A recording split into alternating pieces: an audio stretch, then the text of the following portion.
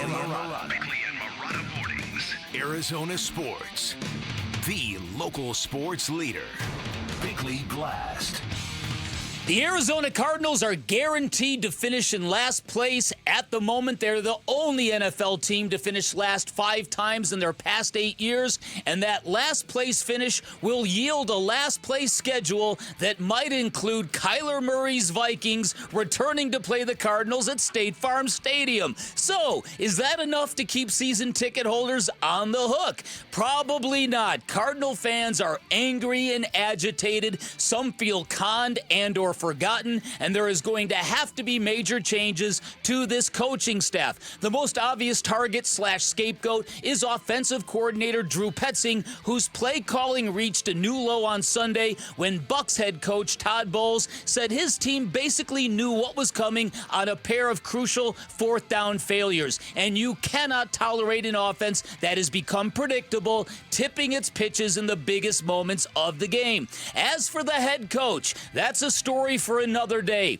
but there is a fundamental problem with Jonathan Gannon. His players love him because he's always supportive, because he's always eager to accept the blame, because any and all failure, in his words, always falls on him. The problem is that by always taking the blame, there's a distinct lack of accountability inside that locker room, and I mean really, it is rare to find a team that has lost 31 of its last 46 games rave about the head coach, because normally that head coach is making their lives very uncomfortable. Either way, significant changes better be forthcoming, and if not, the Cardinals will be playing in front of a lot of empty seats in 2026.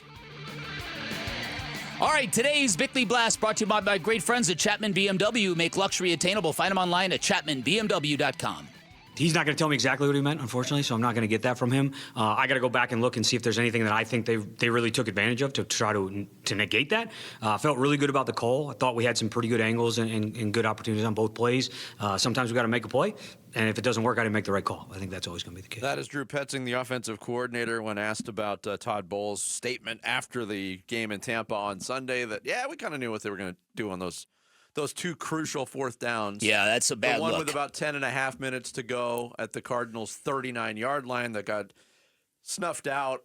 And that, to me, was the bigger one. I know the other one was at the end of the game, and it's do or die, and the Cardinals died on that. Mm-hmm. The decision to go for it on 4th down, what they ran, how it was defended, basically spelled disaster. Because that 3 points won the football game for the Tampa Bay Buccaneers. Yeah.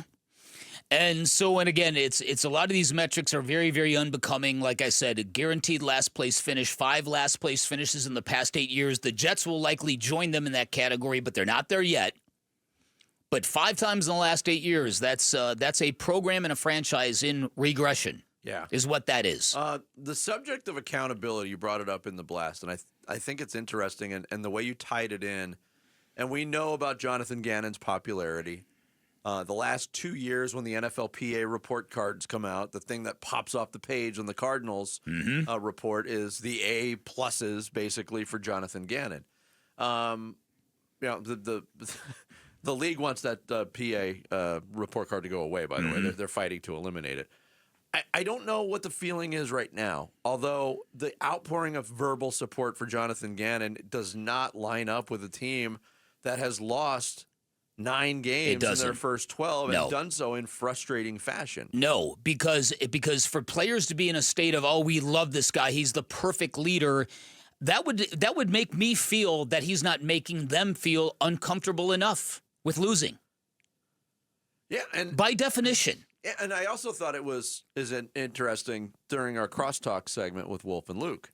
And Wolf wears that still to this day. He always talks about having a PhD in losing. Played in the NFL for a long time. Didn't play on any good teams. But the suggestion of there's probably a lot of fist fights going on in the locker room. Logic would tell you that because frustration is real and it's palpable at this point of a season that's going like this. But there doesn't seem to be any dissension at all None. with this team. No, it doesn't. And I think it's troublesome. And again, these are just observations. We're not inside that locker room, so we're really kind of spitballing here. I want to make that clear. Yes. But at the same time, this just doesn't add up to me. The math isn't mathing, to use a kid saying these days. It just isn't to me. So it's either 6-7. 6-7. Woohoo! I feel so cool. Oh, you are, Vinny. You are so cool. So I brought it up in the blast. Wouldn't that be something for Kyler Murray and the Vikings to come to Glendale next year? And Vinny looked at each other when you said that. That would be something, all right. Because by having a last place schedule, you can almost extrapolate what it's going to be. Their extra opponents are likely going to be the Saints, Vikings, and Jets, which means their home games are against non-division opponents are the Eagles, Commanders, Broncos, Raiders, Vikings, Jets. So maybe that'll keep season ticket holders on the hook. The ability to sell tickets to Eagles fans and Commanders fans and Broncos fans. Saints, Vikings, Jets. Vikings fans. Saints, Vikings, Jets are literally 3 possible Kyler Murray destinations. Yeah. So there's a very good chance that Kyler Murray could be an opponent coming into Glendale next year. I don't know. Is the foot going to be healed by then? Well, he's working off. He's trying hard to get back. Yeah. Well, that Liz Frank. You know what they say about her? She's a real. She lingers. She's a real beaut. That Liz Frank. Real lingerer. So yeah, listen. And I just wonder what they're going to do about this.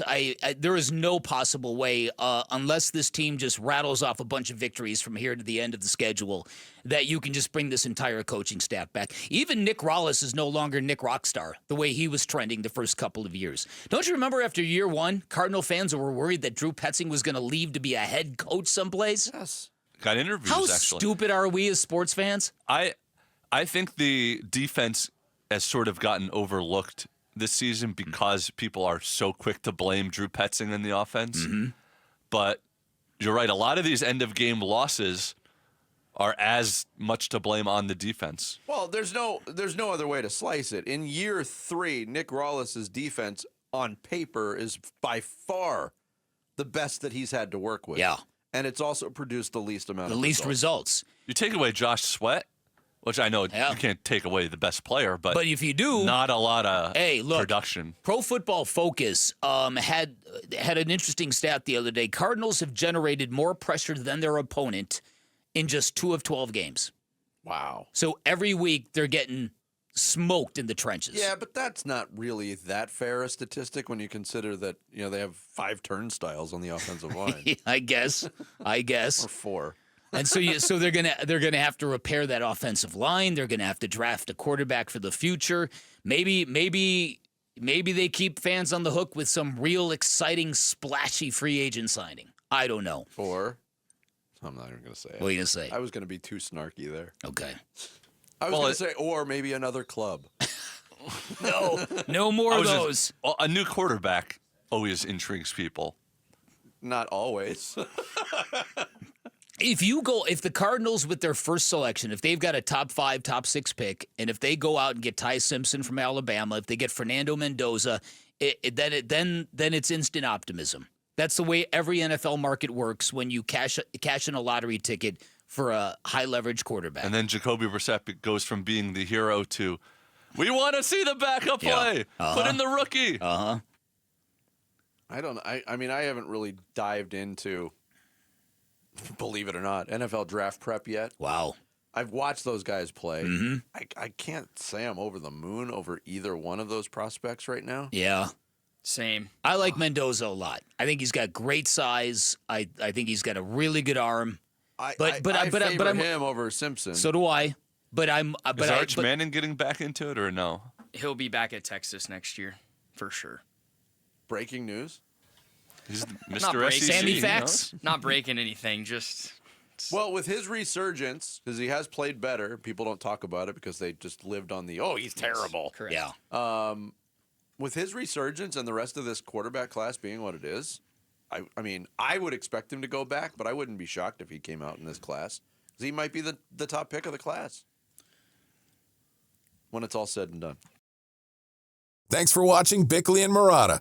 Click to see the latest Bickley Blast and hit the button in the middle to subscribe to Arizona Sports.